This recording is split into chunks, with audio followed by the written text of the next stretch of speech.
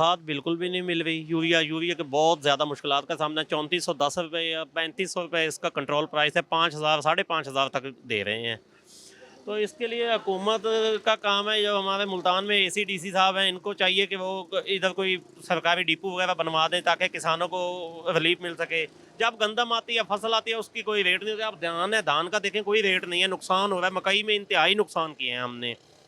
तो कोई चीज़ हम रखने लग जाते हैं तो वो हमारे पे छापे लगने लग जाते हैं। ये माफिया के खिलाफ इनकी कोई जंग नहीं है। बहुत सारा नुकसान है। जब खाद नहीं मिलती तो बहुत सारे हम नए टोटके इस्तेमाल करते हैं, जो कि गोबर वगैरह डालते हैं। इस दफ़ा DAP का इतना रेट है, किसी भी दुकानदार के पास चले जाओ 2-3 हज़ार रुपया बोरी फ़ी एक्स्ट्रा लेते हैं।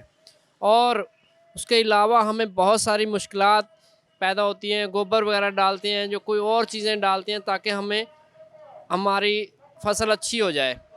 और यहाँ पे लुत्फ़ाबाद की हमारी रहायश है, यहाँ पे कोई खाद का डिपो नहीं है जो कि गवर्नमेंट की तरफ से हमें कंट्रोल रेट पे चीज़ मिल जाए।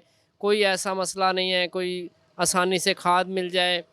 तो इस साल तो काफ़ी बुहरान जा रहा है कि यूरिया 5,500-6 हज़ार तक पहुँच चुका है, जिसका कंट्रोल रेट 3200-3400 है। फिर जो गंदम है ना, वो मेजर क्रॉप है। हर गरीब, हर अमीर की ज़रूरत है। पूरे साल में हमें चाहिए खुद खाने के लिए, इसके अलावा बाहर मुल्कों को भी चाहिए, क्योंकि इससे हमारा पूरा मुल्क का जो निज़ाम है इसी गंदम के ऊपर ही फोकस है, इसी से निज़ाम चल रहा है। हम खुद परेशान हैं, माल नहीं मिल रहा। माल मिलता है तो ब्लैक में मिलता है, ब्लैक में फिर ऊपर से अखराजात किराया बढ़ जाता है। हमें इधर लोडिंग अनलोडिंग का सिलसिला होता है।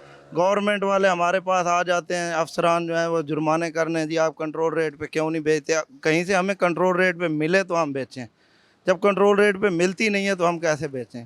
गवर्नमेंट को चाहिए वो सोचे इस बारे में, कोई इक़दाम उठाएं, कोई इधर सेल डिपो बना दें, अफसरान की ड्यूटी लगा दें, हमें मिले कंट्रोल रेट पे। हम देने के लिए तैयार हैं ज़िम्मेदारों को। जब हमें नहीं मिलेगी कंट्रोल रेट पे तो हम कैसे दे सकते हैं।